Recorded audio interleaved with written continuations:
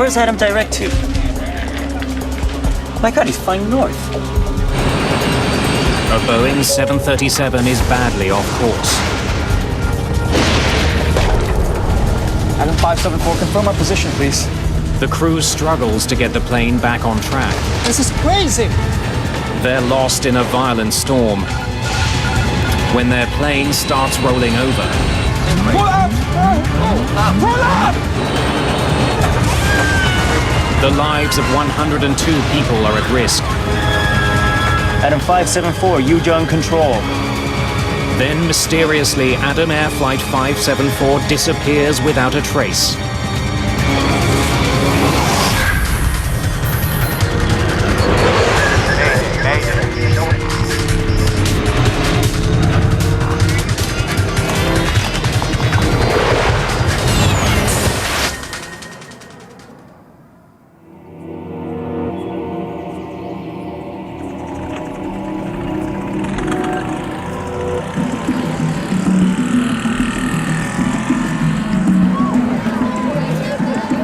January the 1st, 2007, Surabaya, Indonesia.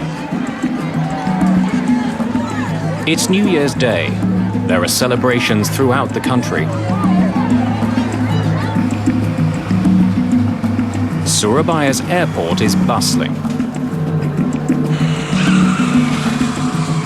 And not just because of the holidays. Indonesia is experiencing a boom of budget airlines. Many people are taking advantage of the cheaper fares.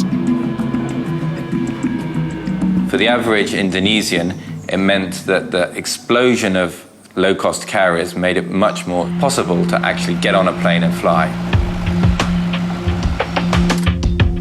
One of those new airlines is Adam Air. Good afternoon, departure. This is Adam 574. Adam 574, this is ground control. Go ahead.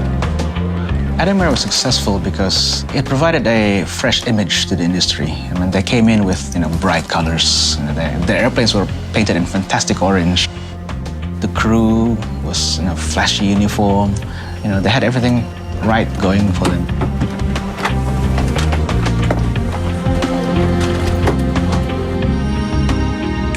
Captain Refri Widodo has been flying with Adam Air for 6 months. Today, he's in command of Flight 574, a short domestic flight. His co-pilot, Yoga Susanto, has been with the airline for almost a year and a half. Before the discount travel boom, many passengers wouldn't have been able to afford this flight.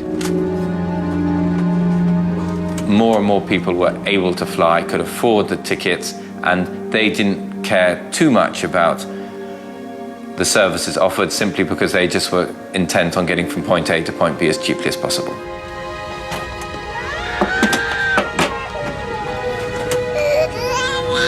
There are 96 passengers and 6 crew members on today's flight.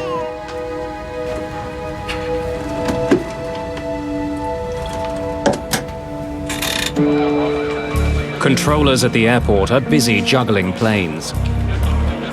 Okay, Adam 574 is clear for takeoff. 80 knots. Check. V1. Rotate.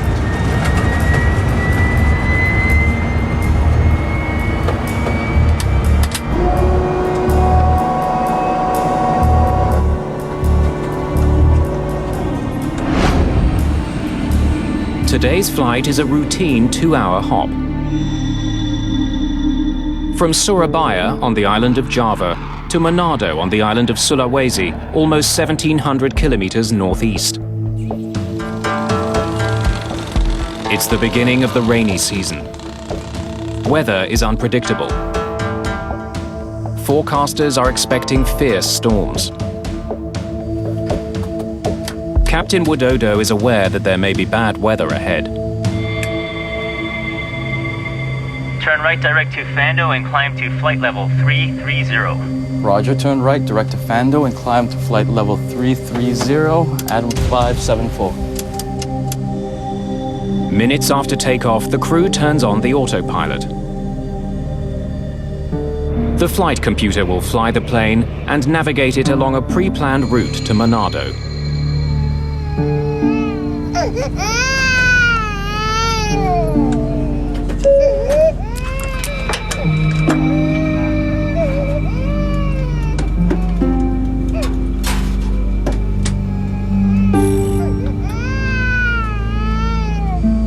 Now passing flight level 220, climbing to flight level 330.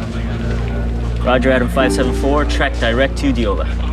Confirmed. Tracking direct to Diola, Adam 574. 22,000 feet below, air traffic controllers track the flight's progress on radar and confirm that it's on course. The plane is beginning to experience some turbulence.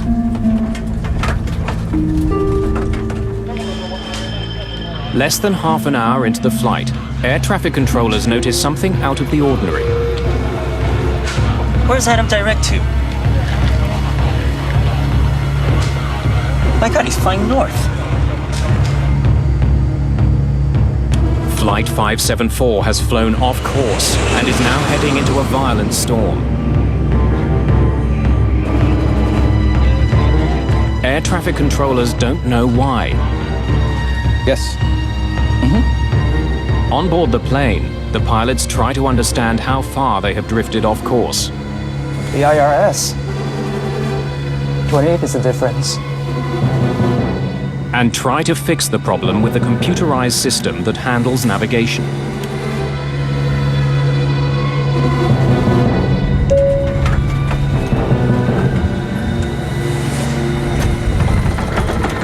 May I have your attention? This is your captain speaking. We are about to experience some turbulence. Put all the passengers return to their seats. Controllers on the ground try to get Flight 574 back on course, giving them directions to their next assigned waypoint called Diola. Adam Air 574, maintain 350, direct to Diola. Confirm flight level 350, direct to Diola, Adam 574.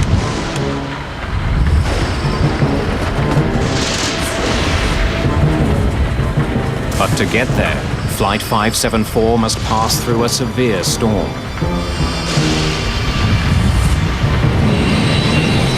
"137-kilometer-an-hour winds beat on the plane's hull. It's pounded by hail and rain. The weather is making it hard to see. The crew is not just concerned with the weather. They're still also trying to understand the problem with the plane's navigation system. This is messed up. Getting lost over the ocean is everyone's worry, because when you lose your navigational instruments or you lose trust of your navigational instruments, what do you do? Co-pilot Susanto consults the aircraft's handbook. It's starting to fly like a bamboo ship. Captain Widodo doesn't know where he is. He needs directions. Confirm our position. Adam 574, confirm our position, please. Roger, Adam 574, position is 125 miles. Mike, Kilo Sierra, crossing radial 307. Mike, Kilo Sierra. The weather in Mike Kilo Sierras isn't good. The storm is growing worse. This is crazy. We're going to get lost if it stays like this. Captain Widodo wants to take over navigation of the plane from the flight computer. Okay, put the IRS in attitude.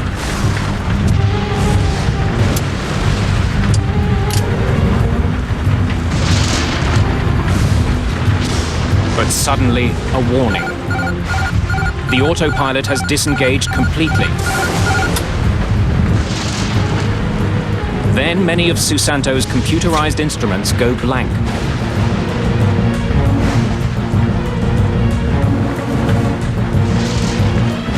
The crew doesn't notice that their plane is rolling over.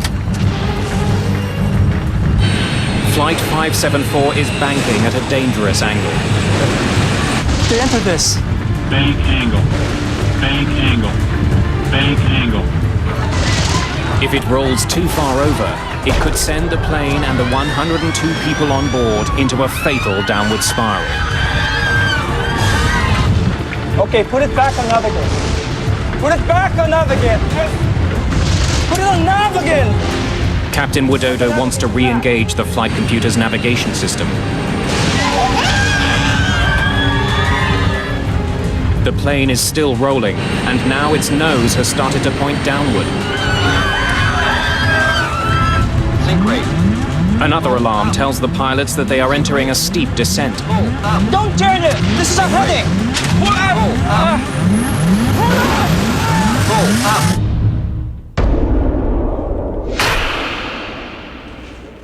Adam 574, Yujun Control. Adam 574, Yujun Control. Adam 574, radar service terminated. Please contact Yujun Control at 128.1. Inexplicably, Flight 574 has disappeared.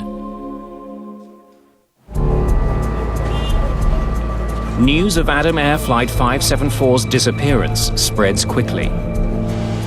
The Indonesian government starts mobilizing search and rescue teams to find it.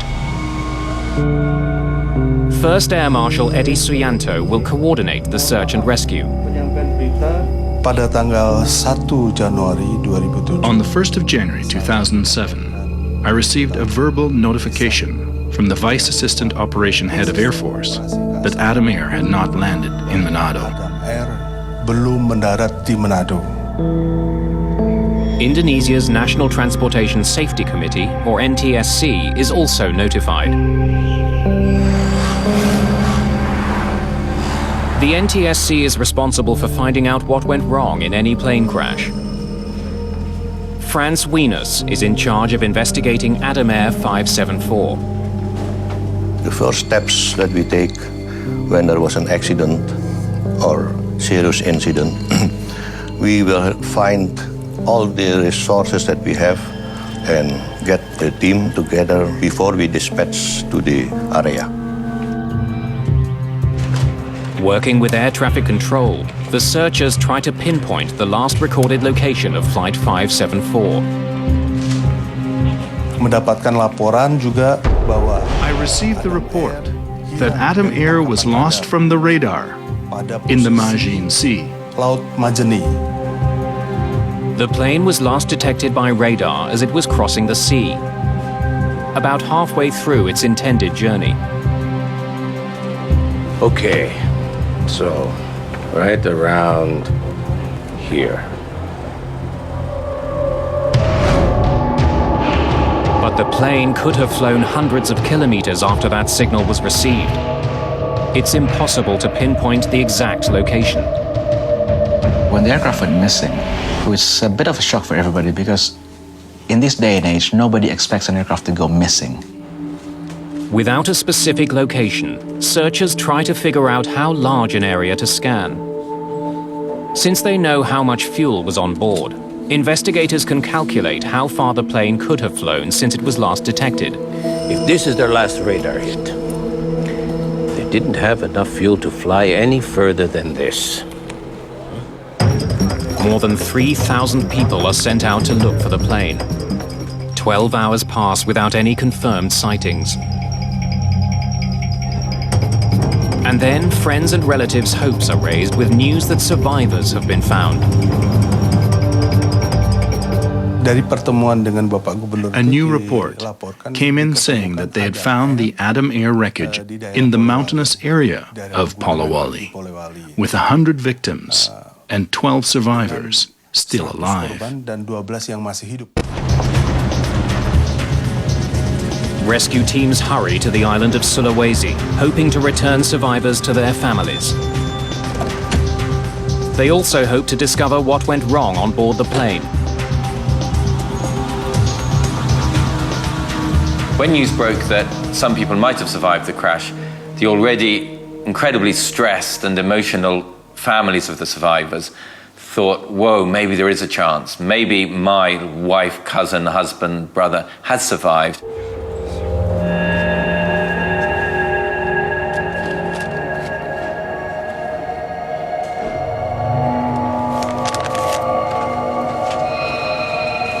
But when the first officials get there, they find that these survivors are not from the flight at all. So they were ferry survivors, not airplane survivors. They're from a ship that sank in another storm near where Flight 574 is thought to have crashed. Now the rescue teams are back to square one. It led people's hopes up. And people flocked to Makassar and they were finding ways how to get to the crash site, only to find that it's not there. For family members, it's a bitter disappointment. Sebetulnya kita malu. We were ashamed because the information was already spread all over before we verified it.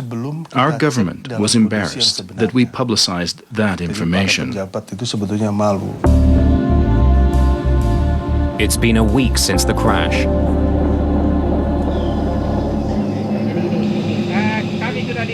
With each passing day, the chance of finding any survivors grows smaller. There was still no clear picture of exactly where the plane had crashed and how it had gone down and why it had gone down. Venus needs to locate the wreckage as soon as possible. Most of all, he needs the 2 black boxes that record conversations in the cockpit and flight data. There are beacons attached to the boxes, but they only have a 30-day battery life. 9 days after the crash of Adam Air Flight 574, a fisherman finds what he thinks might be part of an airplane, 300 meters off the coast of Sulawesi. The piece is taken to an Indonesian Air Force base for analysis. Frans Wieners quickly identifies that it is part of a Wright elevator. He examines it to see if it belongs to Adam Air Flight 574. We checked with the serial numbers, we checked with the part numbers. The numbers match. So we are definitely sure that it is from the aircraft. The finding confirms that Flight 574 crashed at sea. The team can now narrow down its search to the area where the elevator was found. Since the accident involves an American-made plane, the US National Transportation Safety Board joins the investigation. And they send structural engineer Clint Cruikshanks to Indonesia. We started working with the NTSC to look at radar data, air traffic transmissions, weather data, trying to bring all that information together to find the airplane. The water that investigators plan to search for wreckage is 6,500 feet deep, much too deep to send down divers. It was quite deep water, deeper than we're normally used to recovering airplanes from. The Indonesian government wants Adam Air to pay for the salvage operation. Investigators meet with representatives of the airline. It is going to be expensive. We need to hire contractors to go down that far. Adam Air felt that its responsibility only went so far. The government and most of public opinion believed that Adam Air's responsibility was actually almost total because they were the owners of the airline. The airline refuses to pay for the salvage, triggering a lengthy negotiation. This is not good news for Frans Wieners. Unless someone puts up the money to search the seabed for wreckage, the mystery of Flight 574 will not be solved. It is also a blow to the families of the victims. The families obviously wanted to know what had happened to their loved ones, and they did want the government and Adam Air to combine to get the flight data recorders out of the water. As the investigation stalls, public anger grows. People were becoming more and more critical of Adam Air and the way it was being run. But then, after 7 months of negotiating, this is good news. Thank you. Adam Air agrees to help pay for the salvage. Phoenix International, an American company specializing in deep-water salvage, starts the operation on August the 24th. But the time they've lost has had a serious consequence. Although they have a fix on the location of the crash, the locator beacons attached to the black boxes have gone dead. If the black boxes are not found, it will be a mystery until today. Without the beacon, finding two small boxes among the wreckage will be a huge challenge.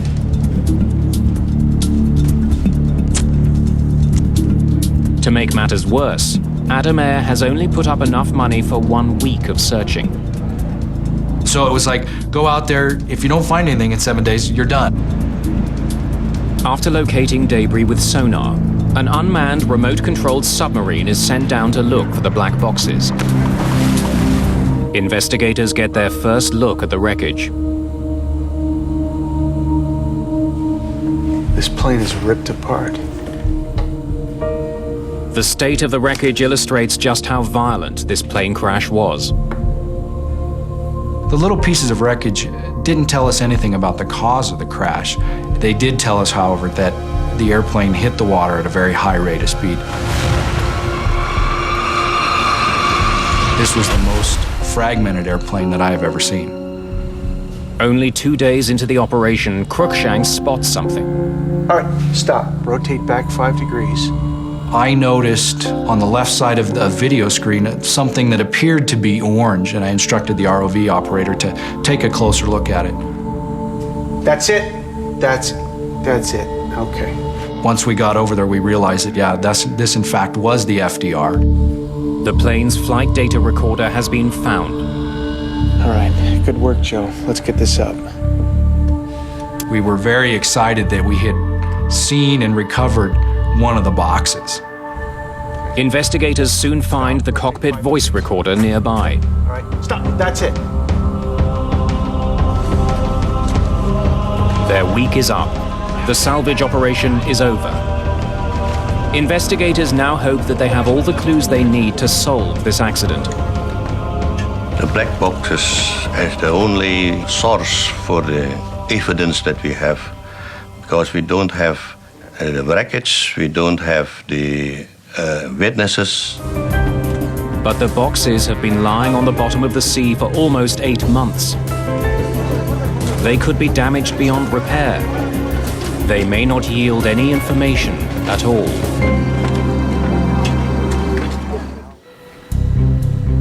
The black boxes from Adam Air Flight 574 are taken to the National Transportation Safety Board in Washington, D.C. Investigators think the labs there are the best bet at salvaging any possible information. If an FDR is found in salt water, it needs to be washed in fresh water and then contained in water the entire time until it makes it to our lab. Salt and air together create a chemical reaction that results in rust. The rust can damage the electronic components in the recorders. Keeping them submerged in fresh water delays that reaction. The importance of having the data depends on the circumstances of the accident. If you're able to recover wreckage in other parts to investigate, then you don't necessarily need to rely on the data.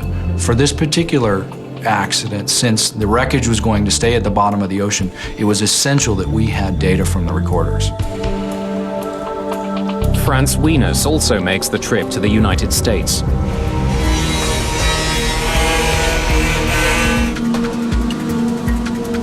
The FDR and the CPR, when they were recovered from the bottom of the sea, the cases were actually 50 or 60% damage.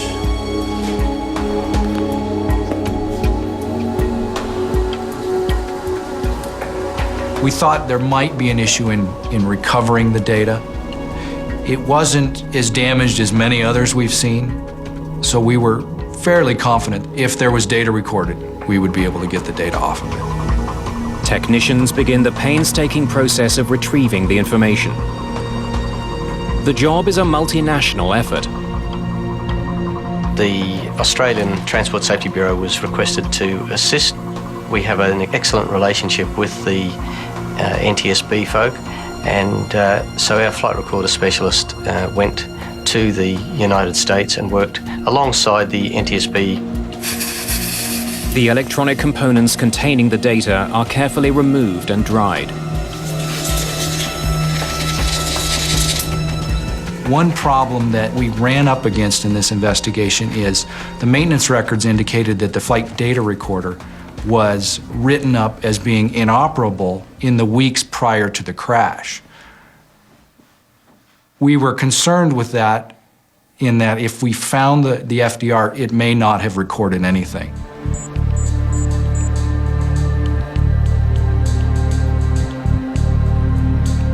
Investigators keep their fingers crossed.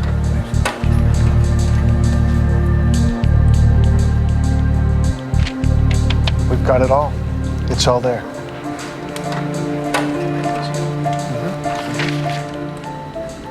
I was confident once we found out that we had 100% of the data that we would be able to solve this accident.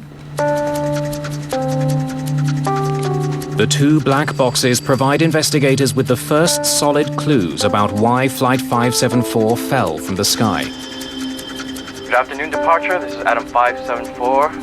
Now passing Flight level 220, climbing to flight level 330. Roger, Adam 574, track direct to Diola. Confirmed, tracking direct to Diola, Adam 574. The conversation in the cockpit tells investigators that the crew knew that the plane's navigation system was sending them off course. The IRS. 28 is the difference. They're drifting. And that they were preoccupied with fixing that problem. This is messed up. Where's Adam direct to? My God, he's flying north. Adam Air 574, maintain 350, direct to Diola.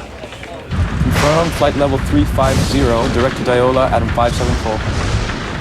To get from one waypoint to the next, the flight computer always has to know the plane's exact location.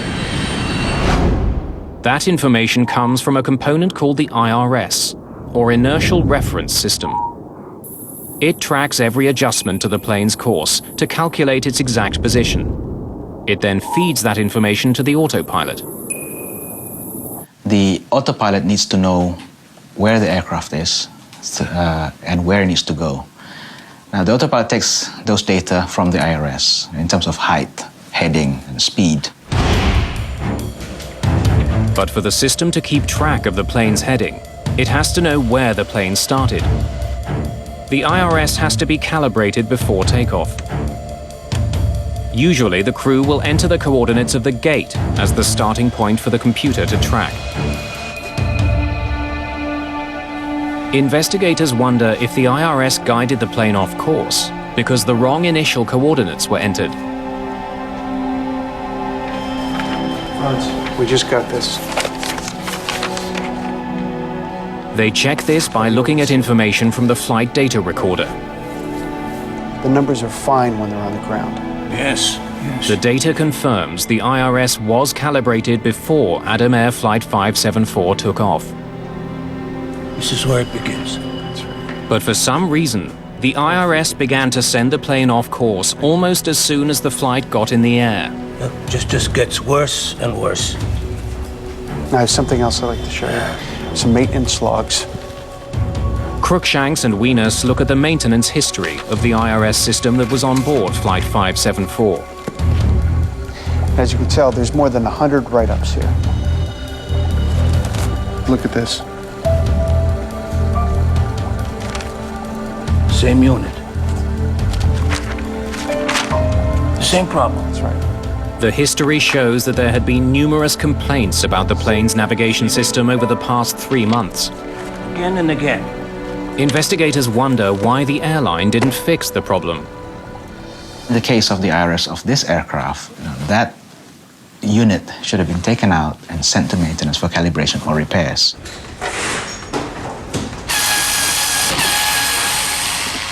Investigators discover that when pilots complained about a faulty IRS unit, the airline didn't fix it properly.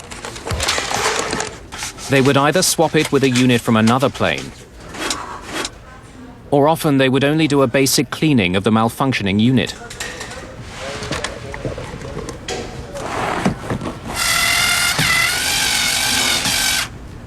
They just pull up the connectors, spray it with some lubricant cleaners, then put it back on, did some ground test, and then just put ground test OK on the maintenance log.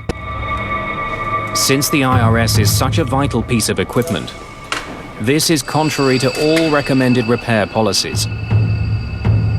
Investigators listened to the cockpit voice recorder, hoping to discover how the malfunctioning IRS contributed to the crash. This is crazy! You're going to get lost if it stays like this. Don't turn it! This is our heading! Pull up! Pull up! But nothing they hear leads them to believe that an IRS malfunction alone could have caused the plane to crash.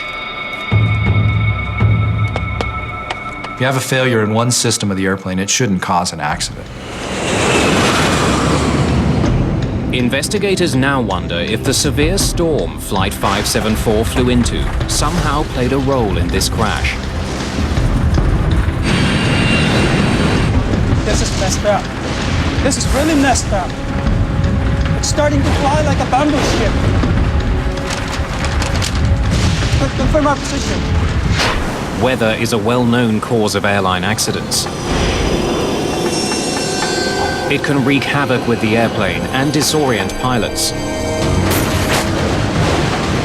In 1977, a Southern Airways DC-9 flew into a violent storm near New Hope, Georgia. Our left engine just cut out. Hail clogged the engines. They tore themselves apart. Got the other engine going too. Brace for impact! The plane slammed into the small town,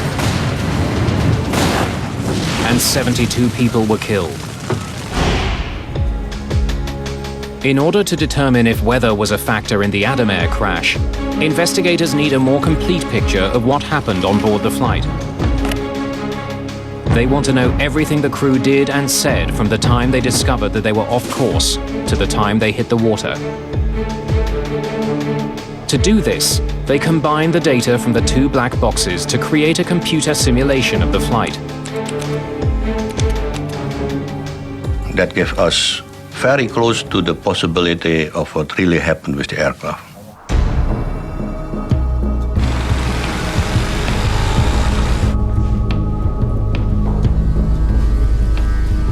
Investigators returned to Jakarta to study the simulation.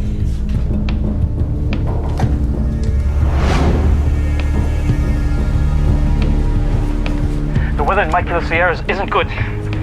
This is crazy! We're going to get lost if it stays like this. They can see that throughout most of the flight, the computer was navigating the plane. But since the flight computer was sending the plane off course, the captain decided to navigate the plane himself. Okay, put the IRS in attitude.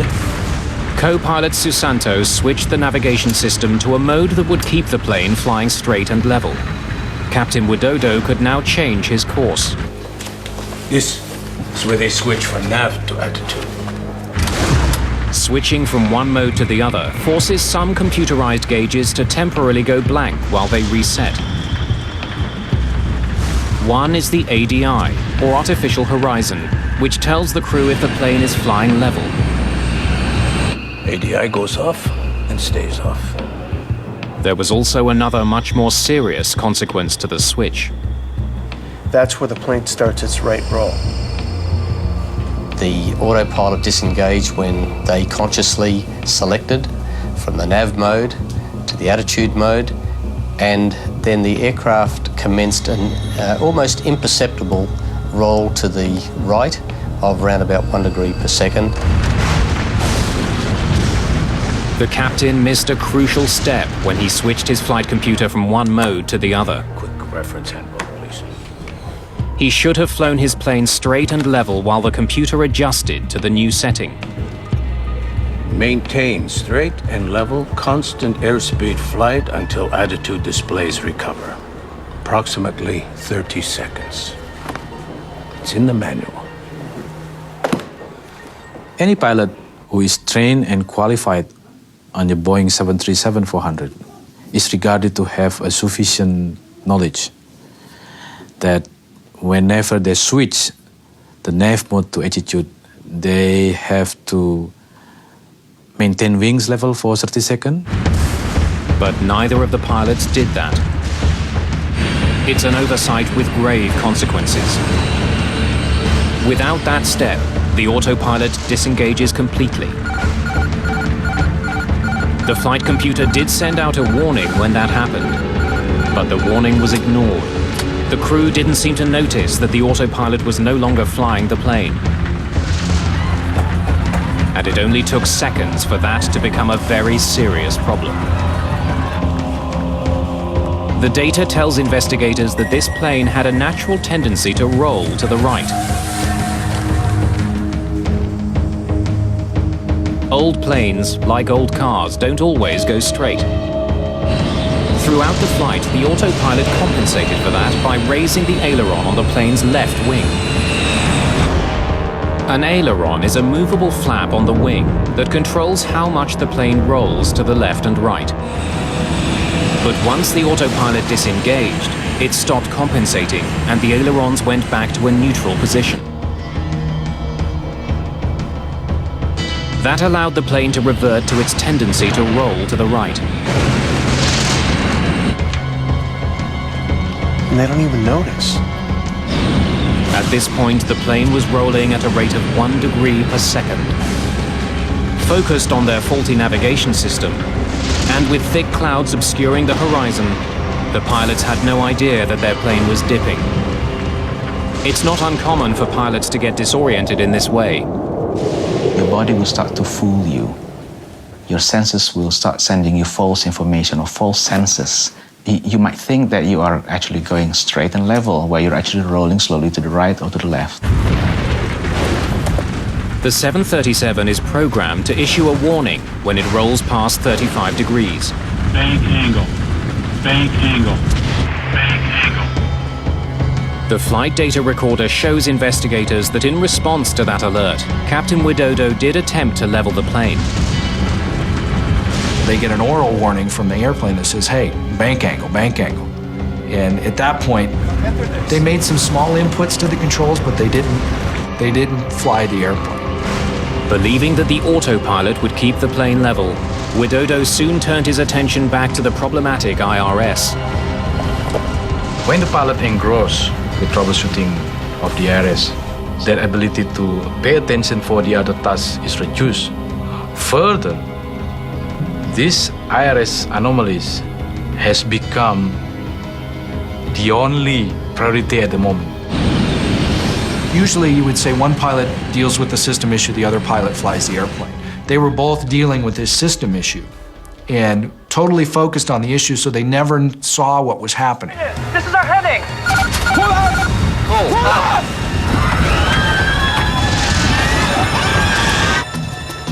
Investigators can see that when Captain Widodo does take action, he makes the situation much worse.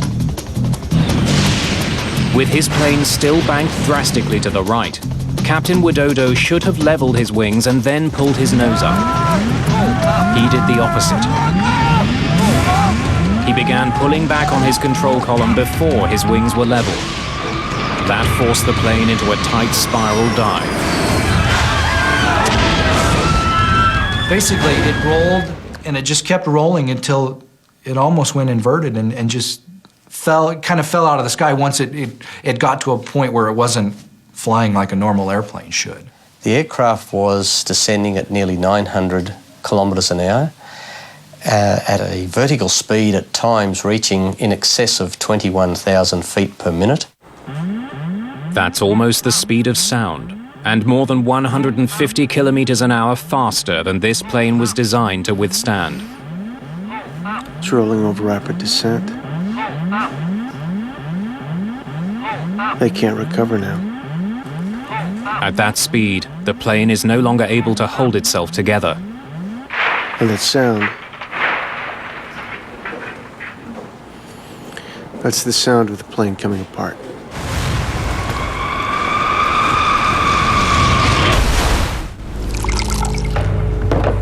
The black boxes have revealed how Flight 574 crashed. But they also raise crucial questions. It's just one error after another. There was ample opportunity, ample time for the pilots to correct the situation. The investigators have come to a disturbing conclusion. The only mechanical failure was with the plane's navigation system. And that shouldn't have caused the crash. The more significant failures were human. Okay, put the IRS in attitude. But why should qualified pilots make these disastrous mistakes? Don't turn it! This is a heading! To find these answers, investigators must look at the airline itself. This one accident will raise serious questions about Indonesia's entire aviation industry.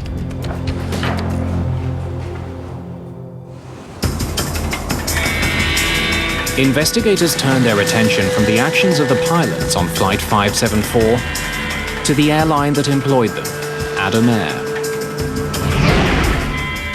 They meet with the owners. Franz Wings. Adam Air was founded in 2002 by a wealthy businesswoman named Sandra Ang. Ang named the airline after her son, Adam, whom she also appointed as the company's president. We need to know more about your training program. The investigators interview Adam Air pilots. Did the airline provide any training on recovery procedures in the event of an IRS failure? No. They want to find out more about how the airline trained its flight crews. What about recovery techniques? IRS troubleshooting? No? What they uncover is disturbing. We could not find any evidence that the pilot was properly trained when they have a sudden disengaging autopilot or when they're flying with the IRS failure. Thank you, gentlemen, for your time.